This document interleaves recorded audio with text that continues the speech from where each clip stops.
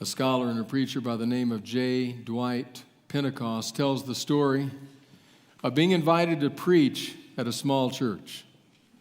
Since Pentecost had done some writing on last day events and on preparation for the advent of Christ, they wanted him to do a series on biblical prophecy, to which he agreed. However, he said, here's what I would like to do. I'd like to do a series on prophecy, but right in the middle of it, I'm going to preach a sermon called The Loveliness of Christ. And in that sermon, my focus is going to be on the last days of his life, about his love for us, about the cross. The church agreed. They did their best to publicize the event, to invite the community, the friends, the family, the church members. And when the series began, the place was packed. In fact, not only was the church packed, they had so many people they had to find overflow rooms in order to be able to accommodate the crowds. And the numbers held out throughout the series. Well, there was that one sermon in the middle. That sermon called The Loveliness of Christ that focused on Jesus and his love. For that sermon, the church was not quite half full. Pentecost thought about that and about what that meant, what that said. He not only thought about it, it gave me pause as well when I read the story. Because I recognized some realities that we know something about. After all, we as Seventh-day Adventists, we were born out of the womb of prophecy. Biblical prophecy was a clear focus, a resounding message that was preached from our pulpits. I'm going to guess that some of you, or at least your parents, grew up in a time when you remember the pamphlets, the brochures, the posters that went up and the flyers that came in the mail. They showed all kinds of cataclysmic destruction.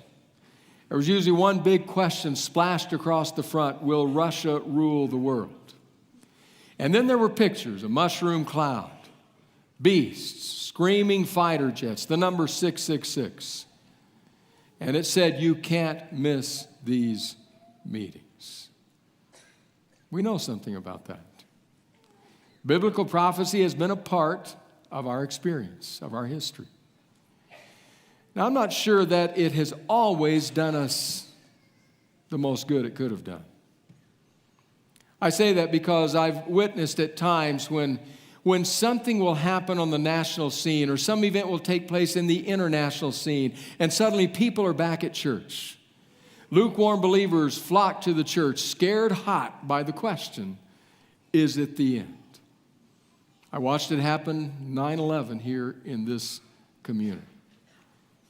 Well, those are the realities. And yet it's against that backdrop that today we come to Daniel 8, a chapter that undoubtedly has to do with such matters. In fact, Daniel 7 did as well last week. Pastor Roy, excellent sermon. On the beast, the monsters, as he called them. There they were on full and stunning display. We come back this week to chapter 8, and once again we will encounter, not monsters this time animals, more recognizable, a ram and a goat.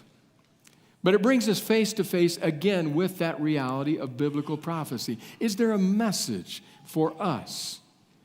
We don't want to come in here just to lecture on antiquity or on ancient history. We can go take a university class for that. Our question is there something the Lord is saying, something God has for us today? I want to read Daniel chapter 8. I want to say just a couple of words before we do. One is that last week in Daniel 7, it was pretty much the sweep of history. This week in Daniel 8, it's a more concise period of time, though it does lead to the end of all things.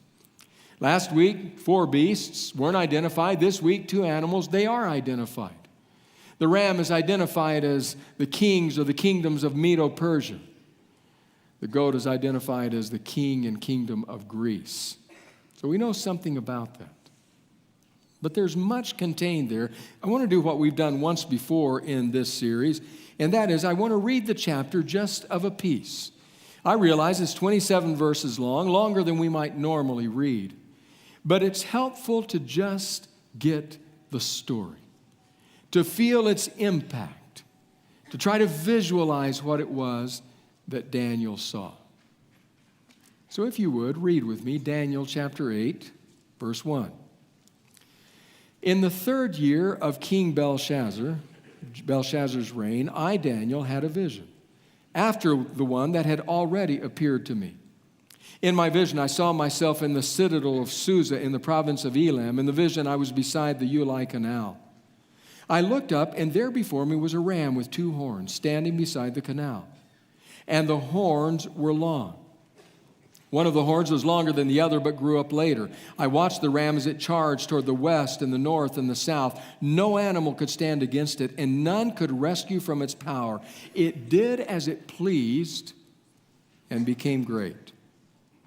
As I was thinking about this, suddenly a goat with a prominent horn between its eyes came from the west, crossing the whole earth without touching the ground, indicating speed. It came toward the 2-horned ram I had seen standing beside the canal and charged at it with great rage. I saw it attack the ram furiously, striking the ram and shattering its 2 horns. The ram was powerless to stand against it. The goat knocked it to the ground and trampled on it, and none could rescue the ram from its power. The goat became very great. But at the height of its power, the large horn was broken off, and in its place 4 prominent horns grew up toward the 4 winds of heaven. Out of one of them came another horn, which started small but grew in power to the south and to the east and toward the beautiful land. It grew until it reached the host of the heavens, and it threw some of the starry hosts down to earth and trampled on them. It set itself up to be as great as the commander of the army of the Lord. It took away the daily sacrifice from the Lord, and his sanctuary was thrown down. Because of rebellion, the Lord's people and the daily sacrifice were given over to it. It prospered in everything it did, and truth was thrown to the ground. Then I heard a holy one speaking, and another holy one said to him, "How long will it take for the vision to be fulfilled?" The vision concerning the daily sacrifice, the rebellion that causes desolation, the surrender of the sanctuary, and the trampling underfoot of the Lord's people. He said to me, "It will take 2,300 evenings and mornings, then the sanctuary will be reconsecrated." While I, Daniel, was watching the vision and trying to understand it, there before me stood one who looked like a man. And I heard a man's voice from the Ulai calling, "Gabriel, tell this man the meaning of the vision." As he came near the place where I was standing, I was terrified and fell prostrate. "Son of man," he said to me, "understand that the vision concerns the time of the end." While he was speaking to me, I was in a deep sleep with my face to the ground. Then he touched me and raised me to my feet. He said, "I'm going to tell you what will happen later in the time of wrath, because the vision concerns the appointed time of the end. The 2-horned ram that you saw represents the kings of Media and Persia. The shaggy goat is the king of Greece, and the large horn between its eyes is its first king.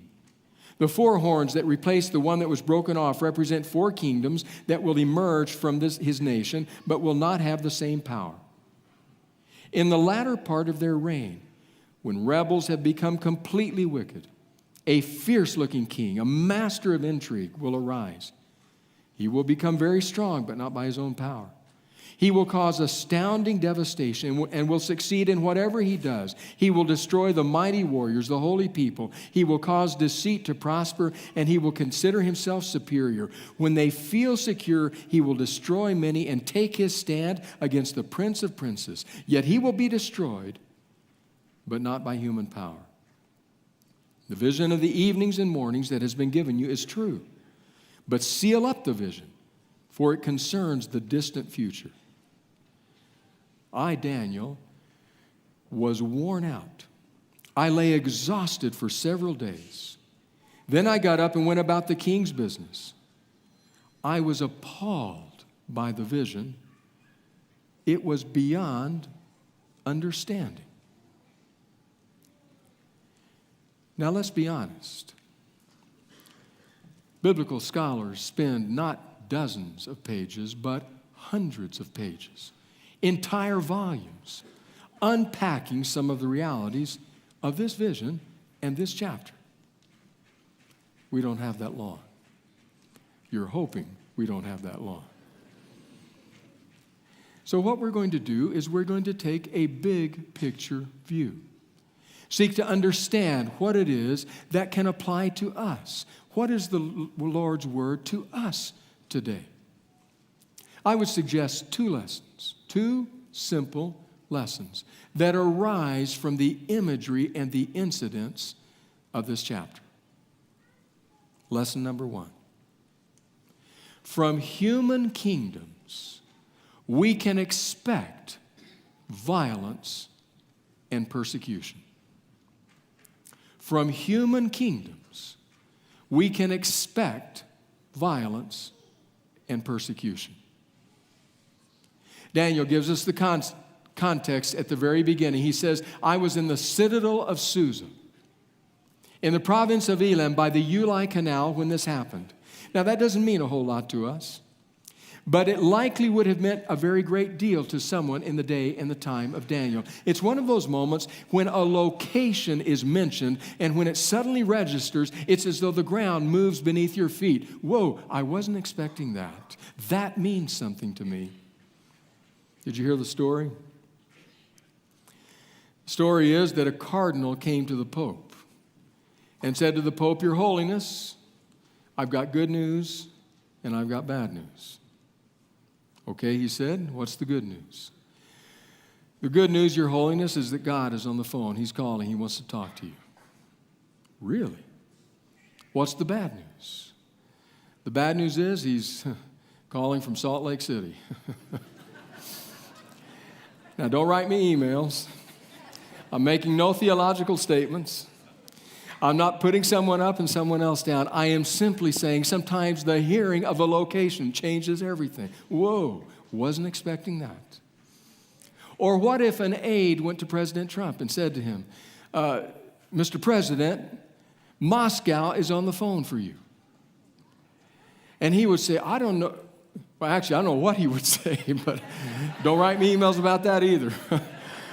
But it would say, whoa, this is official. This is important. This is a matter of state. Daniel says, I was in vision at the citadel of Susa. Now remember, this happens in the 3rd year of the reign of King Belshazzar, king of Babylon. Babylon is still the power. It's still the entity. It's still the kingdom that is in control. Daniel in the vision is in Susa. Listen to Old Testament scholar Tremper Longman as he writes about this. He writes, when Daniel had his vision, Susa was a leading city of Elam. Later, however, it would become the winter residence of the Persian kings. That's the next kingdom to come. The significance of the location is probably that it was outside of the Babylonian Empire and near the center of future power. In other words, careful, Daniel, Babylon is about to be swept into the dustbin of history, and the next kingdom is about to appear center stage. But when it appears, there will be another kingdom yet that will appear. And what will happen is a great conflagration between the kingdoms as they struggle for power and as power transitions from one to another. Because, Daniel, from human kingdoms, you can expect violence. You want to talk about violence? I want you to listen to some of the words. We just read them. You caught them, but I want to just go back and just consider the language that is used to describe the relationship between the ram and the goat. Listen to these words. You saw them. Charged. None could stand against it. None could rescue from its power. Did as it pleased. Became great, crossing the whole earth without touching the ground. Great rage, attacked furiously, striking and shattering, trampling. None could rescue from its great power again. Broken off. In other words, the very language, and there's more, but the very language, the very terminology underlines the sheer and utter violence of what transpires as the kingdoms grasp power from the last one. From human kingdoms, we can expect violence. One more brief paragraph from Old Testament scholar Tremper Longman. The horror of human evil is especially concentrated in the state. These images clearly represent political entities, nation states that will, from Daniel's 6th century perspective, rise up in the future. They are all characterized by violence. The ram dominates other unspecified animals. The goat tramples the ram. Its horn is broken off. And the cycle of violence goes on and on. From that day to this, it continues. We seek peace. We say we're working for peace. We make peace treaties.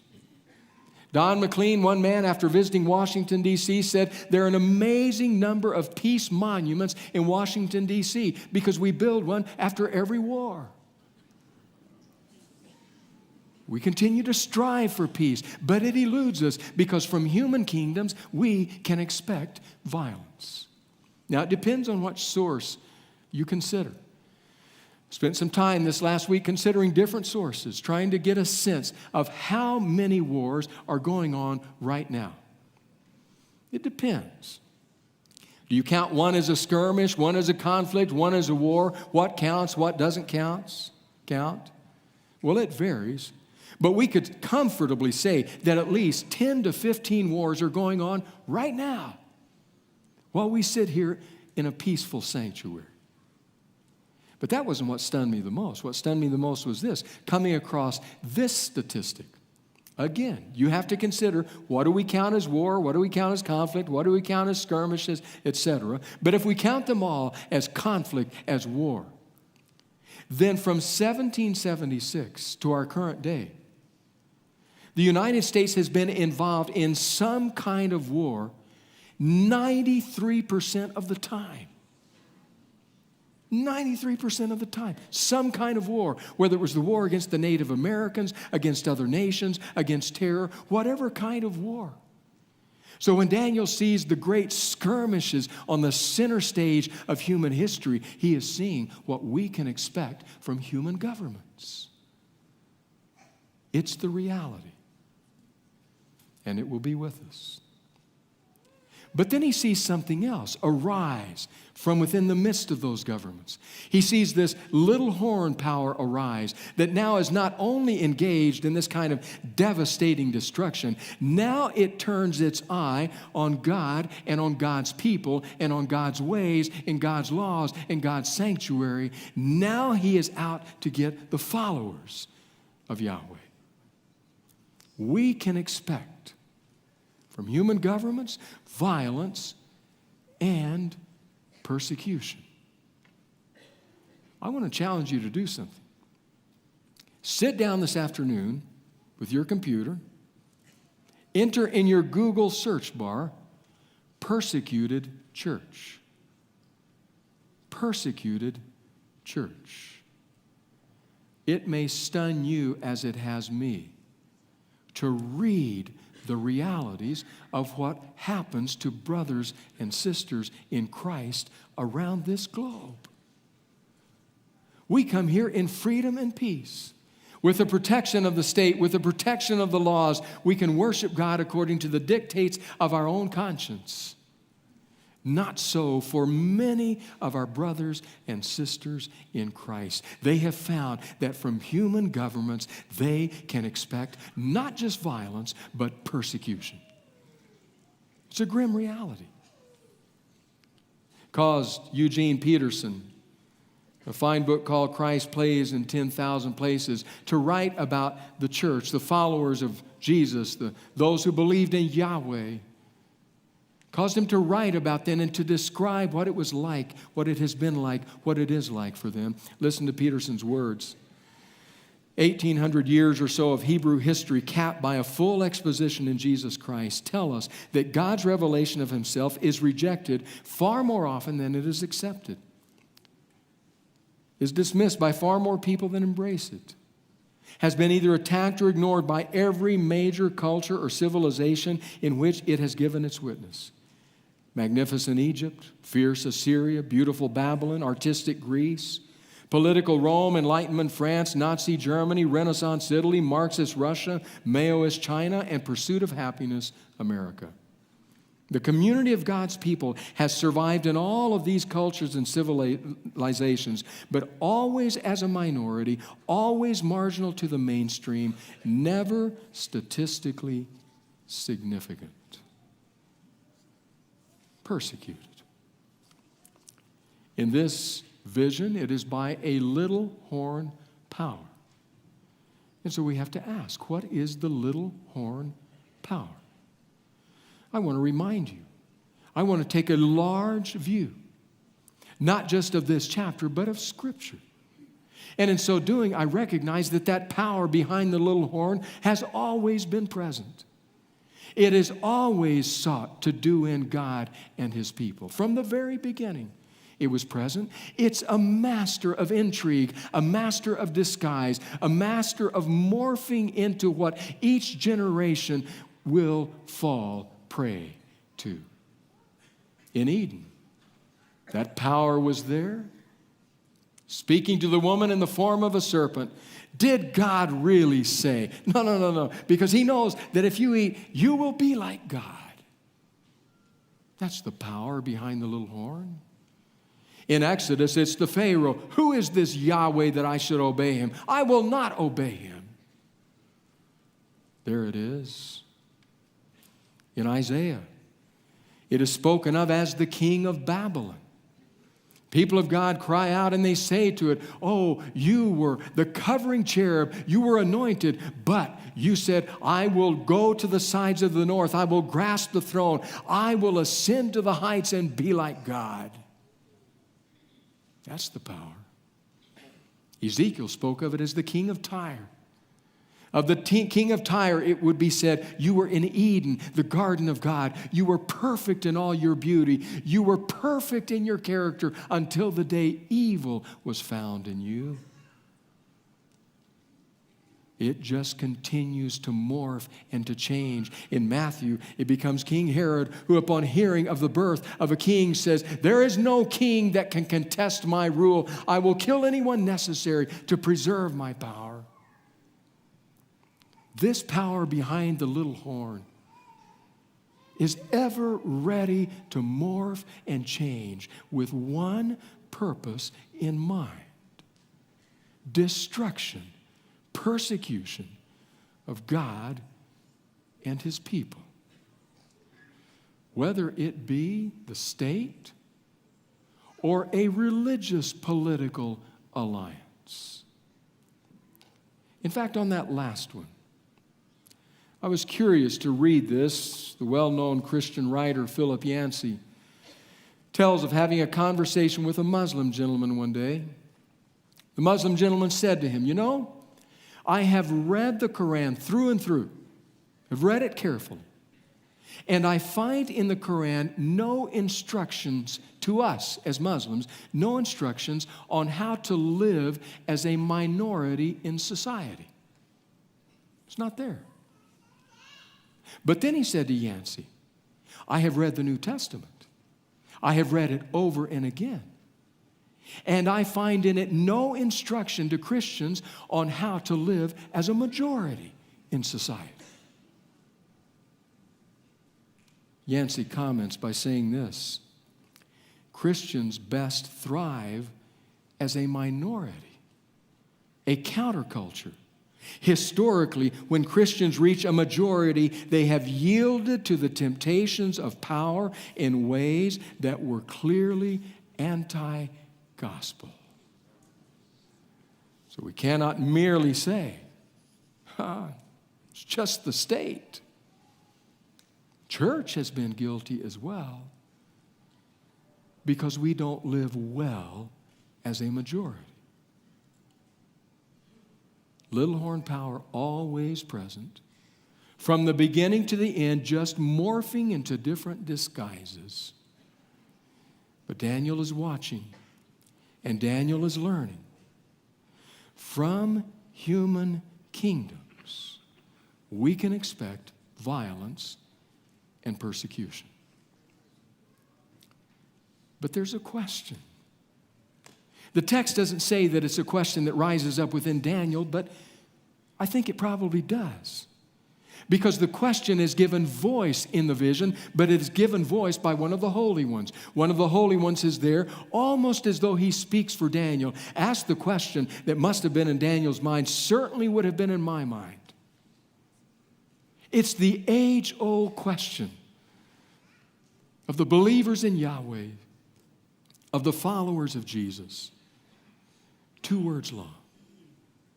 How long? How long? He views the violence of human kingdoms. He views the persecution of the little horn power. He sees the devastation that is wreaked upon the world. And he says, how long will this last? It's a question that has been asked over and over again by believers in every age. Just read the Psalms. Have you read the Psalms lately? How the psalmists cry out before God, how long, O Lord, must I struggle with agony in my soul and with anguish in my heart, and you do not respond? How long? How long, O God, will I cry out to you while the wicked prosper and the righteous suffer? How long? It is asked by Isaiah when he is told that he will go and preach a message that will not be heard, understood, or accepted. He cries out, for how long? It's the question given voice by Habakkuk as he says, oh God, how long must I cry out violence and you do not see, cry out wickedness and you do not hear? How long?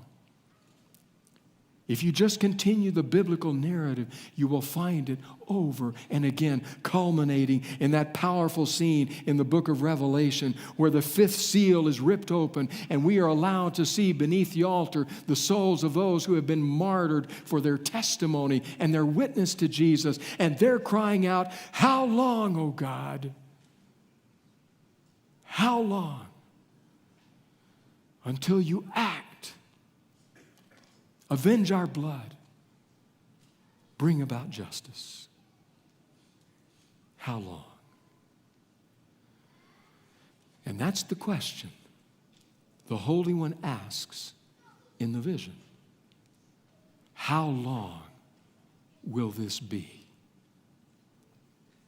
The answer brings us to the second simple lesson. The first lesson, from human kingdoms, we can expect violence and persecution. The second lesson, from God's kingdom, we can expect restoration. From God's kingdom, we can expect restoration. How long, he asks? And the answer comes. 2,300 evenings and mornings, 2,300 days. And then the sanctuary will be reconsecrated, renovated, renewed. 2,300 days. Any Adventist, anyone around Adventism for any period of time recognizes that figure. We've often said the longest prophetic time period in Scripture, 2,300 days. It's legitimate. The vision says on more than one occasion in different language, this concerns the time of the end, the time of wrath. Seal it up now because this is yet to come. In other words, it's going to be a long time, Daniel. Nothing quick, nothing short, nothing easy. I want to ask you to do something this morning. We have often looked at that prophetic time period, looking back and thinking, we're on this side of the cross. We're on this side of the Calvary event. We understand more fully what happened. This morning, I want to ask you to stand over here. I want to ask you to stand in the sandals of Daniel, to stand with the perspective of Daniel, looking forward, trying to understand the inscrutable ways and wisdom of God, even after it was explained to him. Did you notice the last verse? Even after he had been told, this is what it means. It says, Daniel was appalled and did not understand the vision. Couldn't quite grasp what it meant. I would suggest, it is a suggestion, I would suggest that there were two things that Daniel might have understood. Number one. I would suggest that the first thing he would understand is, as I said a moment ago, this is going to take a long time to unfold. It's not going to be quick. That may have been why he collapsed, why he fell, as though there was no strength left within him. How could this be? I was appalled. This is going to take a very long time before the time of the end is reached.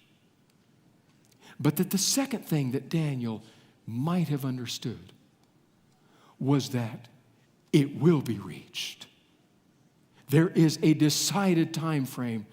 God in his wisdom will finally step in and put an end to the violence and the persecution of human kingdoms, and he will usher in the kingdom of God where there will be restoration. This will not endure forever, but restoration will come. I got a little glimpse of that. Just a tiny foretaste. Our family was privileged to travel in Europe some years ago. As part of that experience, we went there on the coast of France to see Normandy Beach, Omaha Beach. We went to see where that key moment in World War II cataclysmically unfolded. We stood there in the cemetery, the American service people who died that day, died in an onslaught of Navy and artillery that changed the course of history. It was pristine, clean, beautiful. Crosses lined up in perfect order. The sky was blue. The water from a distance shimmered. All was peace and quiet. The grass green, the flowers brilliant. We stood there looking over the cliff down to these beaches, thinking, how could it be that in this place of solemn beauty, there was a cacophony of chaotic fighting that characterized the kingdoms of humanity as people died on every hand. Can't even imagine it today because of the silence and the beauty. Restoration. That's the message to Daniel. Human kingdoms, you can expect violence, persecution. Kingdom of God, you can expect restoration. I think about that and I wonder, what is the purpose to study biblical prophecy? It's enough if we sensationalize it to bring in a crowd, to fill up a church, to take the lukewarm and heat them up, frighten them. What is the purpose of biblical prophecy? I want to read you the words again of J. Dwight Pentecost, the one whose story I told at the beginning. I don't know, I can't tell you that it was reflecting on that series of meetings, but it may have been, that he describes this. A short time ago, he writes, I took occasion to go through the New Testament to mark each reference to the coming of the Lord Jesus Christ and to observe the use made of that teaching about his coming. I was struck anew with the fact that almost without exception, when the coming of Christ is mentioned in the New Testament, it is followed by an exhortation to godliness and holy living. An exhortation to godliness and holy living. While the study of prophecy will give us proof of the authority of the Word of God, it will also reveal the purpose of God and the power of God, and will give us the assurance and peace of God. But we have missed the whole purpose of the study of prophecy if it does not conform us to the Lord Jesus Christ in our daily living. In other words, if our study of prophecy doesn't guide us more deeply into a lifelong, life-changing journey with Jesus, it's all for naught. Because it is given not for information, as has been said, but for transformation. And so we with Daniel consider the vision. We with Daniel may have to say we're appalled. We don't fully understand. But I pray that we with Pentecost can say, as we study this, it drives us more deeply to know, to surrender to, and to walk with Jesus than ever before. Because when we get into the world out there, we can expect violence and persecution. But hold on, because the day is coming. The kingdom of God will arrive. And from the kingdom of God, we can expect restoration. God of grace, we thank you for Daniel, for his authenticity, for his vision, and for his life of walking with you. Lord, it's almost as though we can hear in our ears, dare to be a Daniel. Please give us the courage. Amen.